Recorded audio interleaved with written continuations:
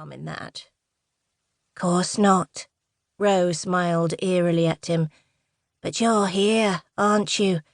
Because of what happened with Master Garlow." Scowling, Noel jutted out his chin. The prank didn't hurt anyone. It was harmless. All Noel had done was convince a group of boys to splash ink on the teacher's garments in the clothes press, whilst Noel distracted Garlow outside his rooms, using some nonsense questions about Latin verb declension. When they'd been caught, it had come out that Noel had been the one to come up with the prank. The other boys had been flogged, but this special punishment had been given to Noel, who lost a half-holiday to languish in this infernal library. "Do you know how much togs cost, Claire?" McCameron asked. Noel snorted, then, "I don't, in truth." "It's at least 3 months' wages." This astonishing statement came from the usually timid Holloway. A flush stained Holloway's cheeks, but he continued. "Master Garlow's clothes were already threadbare. I noticed his cuffs and collars are frayed."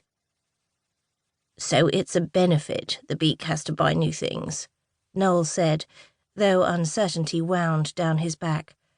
It was a new sensation, and he didn't care for it. A few months' pay is a trifle. "When a man's got almost nothing," McCameron said, "every halfpenny matters. I know this. Second son, remember?" He tapped his chest. "That's why it's the army for me." "Don't bother with your prattle," Curtis jeered at McCameron. "We're nothing to him. He won't remember a damned word we say. If it's not flattery, he's got wool in his ears." It felt as though someone had hit the back of Noel's head with a shovel. Everyone, even his father and younger siblings, continually praised him. Not these 4 boys. "I don't understand."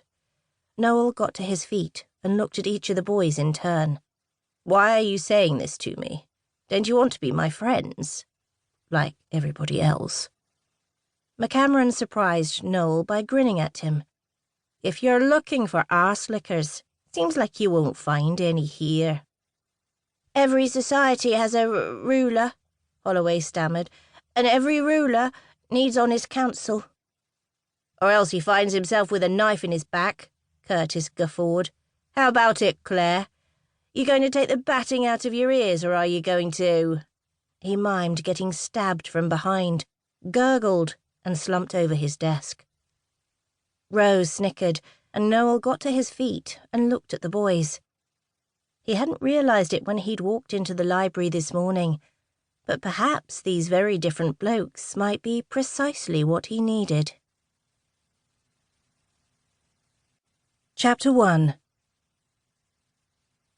Wiltshire, England, 1817. Jessica McGale didn't thrive on chaos, but she certainly knew how to manage it. "Be sure to let Powers know that her ladyship will overnight at the Three Graces Inn in Basingstoke," Jess said to Penny, Lady Catherton's maid, as they walked down the length of the portrait gallery. "And make certain that her ladyship doesn't order the roast pheasant. Pheasant never agrees with her." "Yes, Miss McGale," Penny said breathlessly as she trotted next to Jess. With an apologetic smile, Jess slowed her stride. She forgot sometimes that other people didn't move as quickly as she did, or with the same intensity of purpose. "The stay in London will be brief," she continued without consulting the small notebook she kept in her apron's pocket. The notebook was merely insurance that she didn't forget anything important, but Jess's memory was as reliable as an iron lockbox. It had to be. "We'll only need 12 gowns. With the rest accompanying her on the continent, does that dozen include dresses for the daytime?" Stepping into the corridor that led to the back chambers of the manor, Jess resisted the impulse to roll her eyes. Honestly, one would think that the lady's maid to a young and influential widow such as the Countess of Catherton would already know what her mistress required. Jess had been 4 months in her ladyship's employ and was already considered, in the Countess's words, irreplaceable. Within 2 weeks of beginning her work for her ladyship, Jess advised the cook on what to prepare for meals, directed the gardener's activities maintaining the estate's substantial grounds, and ensured that